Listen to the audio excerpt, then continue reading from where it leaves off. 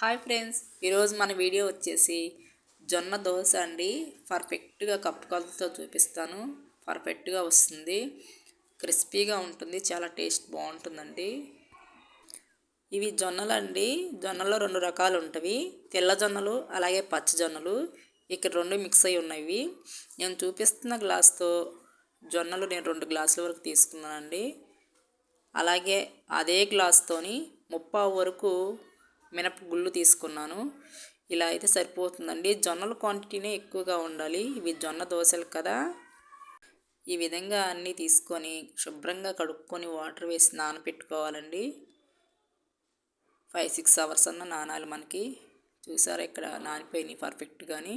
ఈ విధంగా నానాలి. నెక్స్ట్ వచ్చేసి మనం అటుకులు కూడా నానపెట్టుకోవాలండి. ఒక గుప్పెడు వరకు అటుకులు ఒక 5 నిమిషాల ముందు అయితే సరిపోతాయి. అటుకులు వేసుకోవటం వల్ల మనకి మంచి కలర్ వస్తుంది జొన్న దోశ. చూసారా, ఇక్కడ నేను నానపెట్టేసుకున్నాను. ఒక 5 మినిట్స్ ముందు అయితే సరిపోతుంది. వీటినన్నిటినీ కూడా చక్కగా గ్రైండ్ చేసుకోవాలండి మెత్తగాని. చూసారా, వీడియోలో చూపిస్తున్నట్టుగా ఈ విధంగా మెత్తగా గ్రైండ్ చేసి నైట్ అంతా కూడా ఫర్మెంట్ చేసుకోవాలి. మార్నింగ్ టైం అండి, మార్నింగ్ కల్లా మనకి చక్కగా ఫర్మెంట్ అయిపోతుంది జొన్న పిండి. చూసారా, చక్కగా ఫర్మెంట్ అయిందండి. ఒకసారి పిండి అంతటినీ కూడా కలుపుకోవాలి. ఇలా కలిపేసి మన దోశ వేసుకోవడానికి ఎంత పిండి కావాలో అంత సపరేట్ గిన్నెలో తీసుకుందామండి. చూసారా, ఇక్కడ నేను తీసుకున్నాను. కొంచెం సాల్ట్ వేసేసి కలిపేసుకుందాం పిండిని.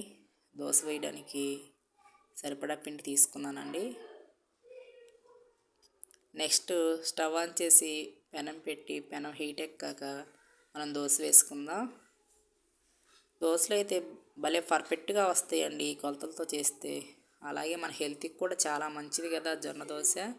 రైస్ కంటే ఇలా జొన్నలు మిల్లెట్స్తో వేసుకుంటే చాలా బాగుంటుంది. పర్ఫెక్ట్గా వేసుకోవచ్చండి.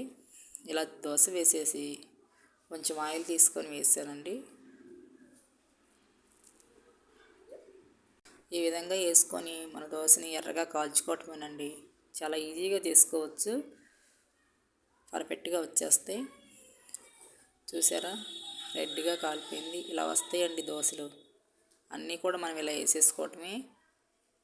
టేస్ట్ అయితే అసలు చాలా బాగుంటాయి.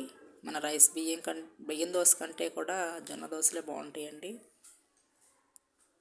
ఇలా మనకు కావలసిన వరకు వేసుకోవటమేనండి, పర్ఫెక్ట్గా వస్తాయి. వీడియో కనుక నచ్చినట్టయితే మీరు లైక్ చేసి అలాగే సబ్స్క్రైబ్ చేసుకోండి. దోశని ట్రై చేయండి. థ్యాంక్ యూ సో మచ్ అండి.